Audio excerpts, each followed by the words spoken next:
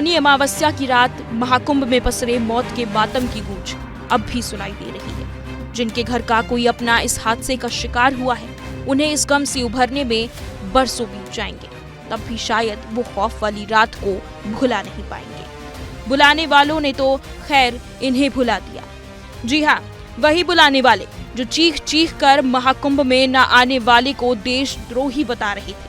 बागेश्वर धाम वाले धीरेन्द्र शास्त्री ने मौनी अमावस्या के एक दिन पहले महाकुंभ में पहुंचकर आस्था की डुबकी लगाई थी। यहाँ तक तो ठीक था, लेकिन खुद ही व्यवस्था की भी गारंटी ले ली थी और महाकुंभ में न आने वालों को देशद्रोही बता डाला था। अनूठी अद्भुत है, हमारे अंदर तो आस्था है और हमें हर जगह व्यवस्था है। और भारत के जितने लोग आ रहे हैं जिनके अंदर विरोध का कीड़ा नहीं है, उन्हें व्यवस्था और आस्था नजर आ रही, और जिनके अंदर आस्था नहीं है उन्हें अव्यवस्था नहीं। हम यहाँ व्यवस्था लेने थोड़ी आए हैं, हम यहाँ तो सनातन का परचम लहराने और अपनी गंगा मैया में डुबकी लगाने आए। हमने तो डुबकी लगा ली, यहाँ बीमारियां दूर होती हैं। और जो कह रहे हैं कि यहाँ बीमारियां फैल रही, यहाँ आनंद देखो तुम, हर जगह हिंदुत्व का उत्साह देखो तुम, हिंदुओं के प्रति उत्साह देखो तुम। इसलिए हर व्यक्ति को आना चाहिए, जो नहीं आएगा वो पछताएगा, वो देशद्रोही कहलाएगा। अब नगीना सांसद और आजाद समाज पार्टी के अध्यक्ष चंद्रशेखर आजाद ने बागेश्वर धाम वाले बाबा धीरेन्द्र शास्त्री को महाकुंभ में मची भगदड़ का सबसे बड़ा जिम्मेदार बताया है। चंद्रशेखर आजाद का कहना है कि जिस गैर जिम्मेदारी के साथ धीरेन्द्र शास्त्री ने लोगों की भीड़ बुलाई, देशद्रोही की दुहाई देकर, ऐसे में उन पर मुकदमा कर उन्हें जेल में डाला जाना चाहिए।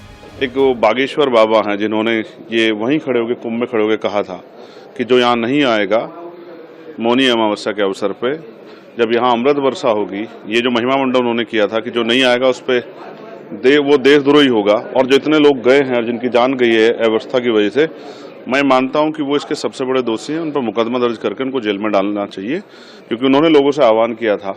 उन्होंने इस तरह का आह्वान किया जिसकी वजह से व्यवस्था बिगड़ी, और आज पूरी सरकार को भी, और जिस तरह से लोगों को जनहानि हुई है, लोगों को जो है तमाम तरह से जो है लोगों में भय पैदा हुआ है, ये सब इस तरह के जो हैं जिन्होंने इस तरह की बेवजह की जो अफवाह फैला के लोगों को वहाँ बड़े पैमाने पर इकट्ठा किया, उन्हीं की देन है। इसलिए मेरी मांग है कि ऐसे धर्माचार्य के नाम पे जो लोग जो जनता को बेवकूफ बना रहे हैं, उन पर सख्त कार्रवाई होनी चाहिए।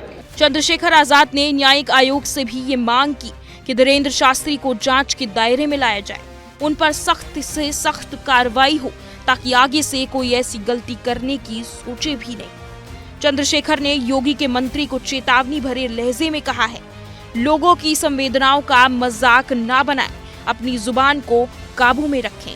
ये कहा है कि जुडिशियल इंक्वायरी के लिए कमीशन बना दिया गया है, जो भी इसमें दोषी पाया जाएगा उस पर सख्त से सख्त कार्रवाई। मैं बिल्कुल सहमत हूँ, बना दिया गया है। तो जिन्होंने वहाँ बुलाया था लोगों को, ये जो है महिमा मंडन किया था कि हाँ आने से सब अच्छा होगा। चंद्रशेखर आजाद ने योगी सरकार पर मुआवजे में भी भेदभाव का इल्जाम लगाया है। उनका कहना है कि महाकुंभ में मची भगदड़ के जैसा ही बागपत में भी हादसा हुआ था, लेकिन योगी सरकार ने मुआवजे का ऐलान सिर्फ महाकुंभ हादसे के मृतकों के लिए ही क्यों किया। सवाल योगी और योगी की प्रशासन की तरफ से हादसे पर पर्दा डालने को लेकर भी उठाया।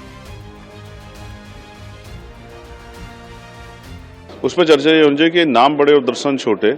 आपने इतने बड़े बड़े वादे किए तो इतना बड़ा फेलियर हुआ, और आपने उसको जो है उस फेलियर पे, जब प्रधानमंत्री जी उस पर अपना ट्वीट करके संवेदना प्रकट कर चुके, तब भी मुख्यमंत्री उस बात को छिपा रहे थे। तो उसकी जांच हो, फेयर उस पर चर्चा हो कि ये सब चीजें क्यों हुई, और वहां के अधिकारी वो किसके दबाव में थे कि वो अपनी संवेदना प्रकट नहीं कर रहे थे और इस पर अपनी बात नहीं रख रहे थे। कुंभ के साथ साथ यहाँ बागपत में भी जैन समाज के जो श्रद्धालु हैं, उनके कार्यक्रम में जो है 16-17 लोगों की जान की खबर है कि वो गई है, और बहुत सारे लोग घायल हैं। उनको क्या मुआवजा मिला? जिस तरह आपने कुंभ में जो लोग दर्शन श्रद्धालु जो इनकी जान गई, जिनके परिवार ने अपने लोग खो दिए, उनको आपने मुआवजा दिया, तो यहाँ आपने क्या मुआवजा दिया?